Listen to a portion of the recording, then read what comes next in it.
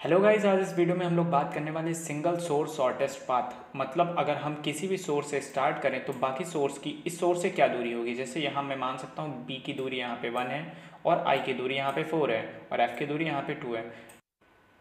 So guys हम लोग code करने के लिए आ चुके हैं और हमने देखा है कि हमारे पास एजेस दी हुई हैं और हमारे पास नोट्स दिया हुआ है। यार ये वाला पार्ट हर ग्राफ के हर क्वेश्चन में कॉमन होता है। यानी पहले ग्राफ एक डिक्शनरी बनाओ और उसके सारे की लेके आओ, की पे एम्प्टी लिस्ट डालो, उसके बाद यू कॉमा वी एजेस में से निकालो और यू पे वी अपेंड कर दो और वी पे यू अपेंड कर दो। इसलिए यार ये मैंने पहले ही लिख रखा है और मैं आपको प्रिंट करा के यहाँ पे दिखाऊँ, रन करा के दिखाऊँ तो ये बेसिकली मेरा एक ग्राफ बन गया है। अब मुझे करना क्या यार, मुझे बनाना है एक डिस्टेंस डिक्शनरी जिसमें मैं सबके डिस्टेंस रख पाऊंगा। तो यार ग्राफ के साथ साथ मैं यहाँ पे डिस्टेंस नाम की एक डिक्शनरी बना लेता हूँ ताकि मैं सबकी यहाँ पे वैल्यू रख सकूँ।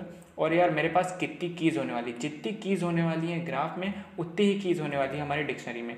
सो डिस्टेंस डिक्शनरी जो है हमारे पास डिस्टेंस नाम से मैं बनाता हूँ और इसको भी मैं सेम ऐसे ही करूँगा की पे। और यहाँ पे मैं क्या सब पे भर दूंगा नल स्टार्टिंग में। उसके बाद मैं क्या करने वाला हूँ, मैं डिस्टेंस के जिस पार्ट से मैं स्टार्ट करने वाला हूँ, सपोज दैट मेरा स्टार्टिंग पॉइंट है जो कि मुझे पहले से दिया होगा। ओके, जस्ट सपोज दैट हम लोग स्टार्ट करने वाले हैं किसी पॉइंट ए से, तो मैं स्टार्ट नाम के एक वेरिएबल में भर दूंगा सिंगल कोट्स ए और मैं क्या चाहता हूँ डिस्टेंस। अब यार ये बताओ जहाँ से स्टार्ट मैं करने वाला हूँ वहाँ उसकी वैल्यू क्या होने वाली है डिस्टेंस की, उसकी वैल्यू बेसिकली 0 होगी, इसलिए मैं पहले 0 भर देता हूँ। सो गाइज अब हम लोग बनाने वाले एक function def triple S P के नाम से, जहाँ पे मुझे क्या क्या ज़रूरत पड़ेगी यार, ग्राफ की ज़रूरत पड़ने वाली है और सपोज दैट क्या ज़रूरत पड़ने वाली है, मुझे डिस्टेंस वैल्यू भरनी है। ये जो डिस्टेंस मेरी डिक्शनरी है इसमें हर की पे हर नोट पे मुझे वैल्यू भरनी है। तो यार ये बताओ अगर मैं बी पे हूँ, सपोज दैट यहाँ से बी पास हुआ है, एक नोट भी पास होगा। ओके, सपोज दैट मेरे नोट पे बी है तो मुझे पता होना चाहिए ना बी में डिस्टेंस कौन सी भरनी है और वो डिस्टेंस मैं भर दूंगा। तो मैं साथ में एक डी भी पास करूंगा और साथ में यार मुझे डिस्टेंस वो डिक्शनरी भी पास करनी है जिसमें मुझे भरना है। Okay, distance. और यार हम लोग यहाँ पे विजिटेड का यूज़ नहीं करेंगे क्योंकि ये ट्री है, हम लोग नॉर्मली एक वेरिएबल से यहाँ पे काम चला लेंगे, पेरेंट नाम के वेरिएबल से।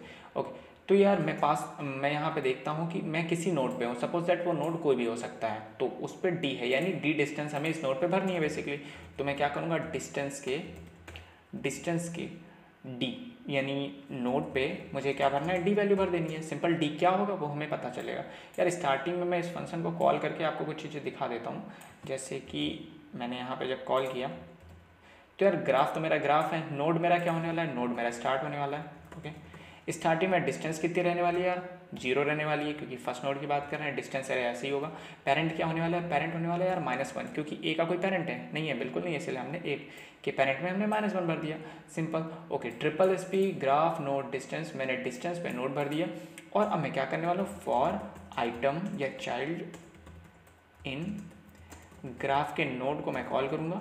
ओके, और मैं if child not equal to parent. Okay, मैं यहाँ पे देखो, यहाँ पे बेसिकली ट्री है यार, ट्री में देखो एक नीचे बढ़ते जाएंगे, मैं नीचे बढ़ने के बाद वापस से ऊपर आने का कोई रास्ता नहीं होता, इसलिए मैं एक वेरिएबल से काम चला लेता हूँ कि अगर डी मेरा कोई वेरिएबल है, डी मेरा कुछ भी है, सो डी अपने पेरेंट से वापस नहीं जा सकता। ओके, डी का कोई भी, डी के यहाँ कितने बच्चे हैं, एक जी है, बी है, पर बी तो मेरा इसका पेरेंट है जो कि बी से डी आया है, इसीलिए मैं यहाँ पे ये कंडीशन लगाता हूँ कि जो मेरा चाइल्ड है वो कभी पेरेंट के बराबर ना हो ताकि वापस ना कॉल कर पाइए, डी से नीचे ही उतरता जाए। ओके, अगर ये है तो मैं क्या करूँगा, वापस से ट्रिपल एस पी कॉल कर दूंगा और यहाँ पे ग्राफ पास कर दूंगा, चाइल्ड पास कर दूंगा और यहाँ पे इस बार चाइल्ड है। और इस बार डिस्टेंस क्या होने वाली है बेसिकली यार, डिस्टेंस होने वाली है जो इसके पेरेंट की डिस्टेंस है यानी डिस्टेंस ऑफ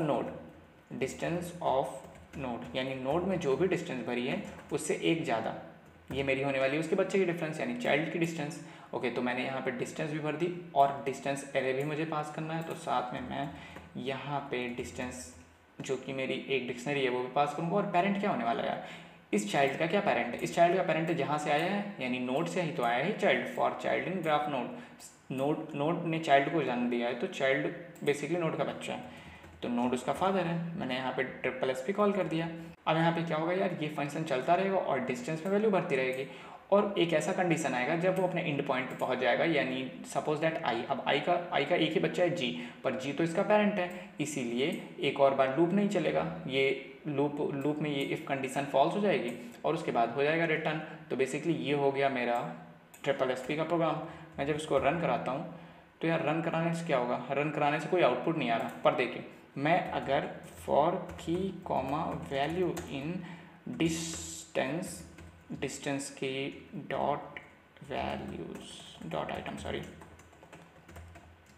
आइटम से प्रिंट कराना चाहता हूँ और मैं चाहता हूँ प्रिंट की कॉमा वैल्यू प्रिंट हो जाए, तो ये देखिए मेरी की और साथ में वैल्यू आती रहेगी। ए के साथ 0, बी के साथ 1 और सी के साथ 1, डी के साथ 2, ई के साथ 2, एफ के साथ 2, एच के साथ 4 और आई के साथ 4। तो यार ये हम लोग का एक डिक्शनरी बन गई है। मैं एरे का भी यूज़ कर सकता था अगर यहाँ पे इंडेक्सेस होते हैं। तो यार ये था हम लोग का सिंगल सोर्स शॉर्टेस्ट पाथ। मिलते हैं अगले वीडियो में नए कॉन्सेप्ट के साथ। Thank you and have a nice day.